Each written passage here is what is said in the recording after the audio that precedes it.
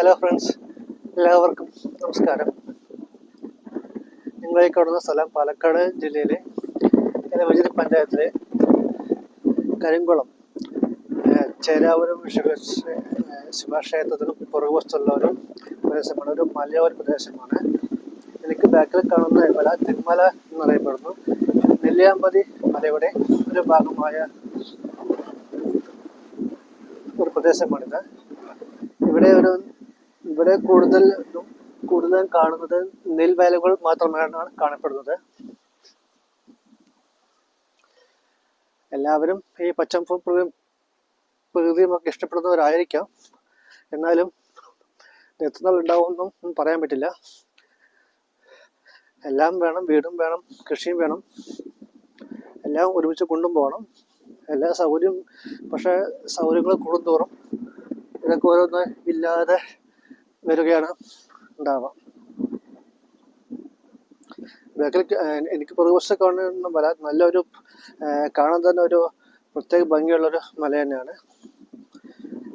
ഞാൻ പറയാൻ ഉദ്ദേശിക്കുന്നത് എൻ്റെ മലനിരപ്പിൻ്റെ അനുബന്ധമായ കാര്യങ്ങൾ കുറിച്ച് മാത്രമാണ്. ഞാൻ പാലക്കാട് ജില്ലയുടെ ഒരു 47 സ്ഥലങ്ങളിൽ മരം വെച്ചിട്ടുണ്ട്. ഒരു 1000 താഴെ മരം വെച്ചിട്ടുണ്ട്. 1500 മുകളിൽ മരം നട്ടെങ്കിലും 1500 എന്നത് റീപ്ലാന്റേഷൻ കൂടെ ഉൾപ്പെട്ടുകൊണ്ടാണ് അത്ര കണക്ക്. ഇപ്പോൾ ഒരു 850 താഴെ മാത്രമേ ഉണ്ടാവാൻ ചാൻസ് ഉള്ളൂ. അത് കണക്കെടുപ്പ് നിർത്തിയിട്ട് ഏകദേശം ഒരു 2 കൊല്ലം തന്നെയായി. 5 വർഷത്തോളം ഈ പണി ചെയ്തു. ഇപ്പണിയൊന്നും ചെയ്യുന്നില്ല. ഇപ്പോൾ സമയം കിട്ടുന്നില്ല ചെയ്യാൻ. അതാണ് സത്യത്തിൽ. രാവിലെ നേരത്തെ ജോലിക്ക് പോയി വീടെത്തുമ്പോൾ തന്നെ വൈകിട്ട് 10 മണിയാവും. പിന്നെ ചില ദിവസങ്ങളിൽ അന്ന് വൈകിട്ട് വീട്ടിലേക്ക് വരാറുമില്ല. ഓഫീസിൽ നിന്ന് ഇരിക്കാറ് പിറ്റേ ദിവസം വൈകിട്ട്. അപ്പോൾ ഒരിക്കലും അതിനുള്ള സമയം കണ്ടെത്താൻ പറ്റില്ല, സമയം കിട്ടുന്നില്ല, അത്രമാത്രം. മരങ്ങൾ വെച്ച് ഓരോ സ്ഥലവും ഭംഗിയാക്കി എടുക്കുക.